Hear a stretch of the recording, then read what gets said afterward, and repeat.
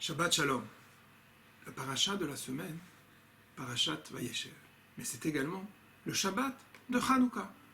Il y a des lois relatives au Shabbat de Hanouka et je pense que c'est l'occasion de les partager avec vous. Comme chaque Shabbat, nous avons tous les vendredis une mitzvah d'allumer les bougies de Shabbat, Nerot Shabbat, bien évidemment. Mais cette semaine, nous avons également un devoir en plus de juxtaposer en réalité l'allumage des Nerot Shabbat avec les Nerot de Hanouka. Il faut simplement préciser qu'il est bien impensable d'allumer les bougies de Hanouka comme ce qu'on fait toutes les soirées de la semaine de Hanouka, on allume à la tombée de la nuit. Or, vendredi soir, allumer à la tombée de la nuit, même si c'est la mitzvah d'allumer Hanouka, on ne peut bien évidemment pas permettre une profanation, Chilul Shabbat, pour allumer les bougies de Hanouka. Et par conséquent, on va être obligé nécessairement d'avancer l'allumage, le temps de l'allumage des bougies de Hanouka et de les juxtaposer avec l'allumage des bougies de Shabbat. 20 minutes avant le tomber de Shkiat HaChama, le coucher du soleil, comme c'est mentionné dans les Luchot.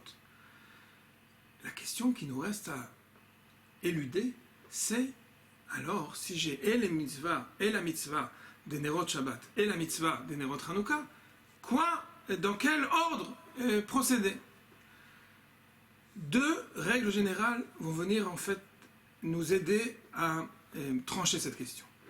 De manière générale, Chachamim nous enseigne que quand deux mitzvot arrivent parallèlement, Shtei mitzvot abot ka'achat tadir, ve'she'eno tadir tadir kodem. Je m'explique.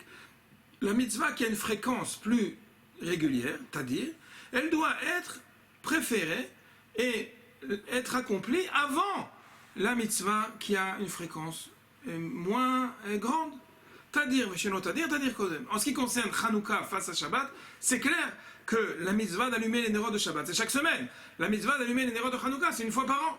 8 fois par an. En tout cas, c'est bien moins fréquent que l'allumage des Shabbat. Très bien. Sur ce point-là, on aurait dû dire, alors, on va commencer d'abord par les Nerot de Shabbat, c'est-à-dire, et ensuite, immédiatement après, procéder à l'allumage des bougies de Hanouka. Mais il y a une autre règle. L'autre règle nous dit, et elle aussi est reliée avec l'allumage des bougies de Hanouka, Ma'alin bakodesh ve'en moridim. On doit procéder dans un ordre qui fait d'abord et avant tout Ma'alin bakodesh, qui a une kedusha, une sainteté moindre, et ensuite augmenter dans la kedusha. Sur ça, le Kaf HaChaim nous explique, et c'est vraiment un point très important de comprendre, qu'en réalité, la Ma'ala, la sainteté qu'il y a dans les Nerot de Shabbat est plus grande que la sainteté qu'il y a dans les Nerot de Hanouka. Omnam Hanouka, Nerot halal ou Kodeshem, c'est très vrai, bien évidemment, les Nerot de Hanouka ont une sainteté, mais quand on les compare à la sainteté des Nerot de Shabbat, les Nerot de Shabbat ont une sainteté plus grande.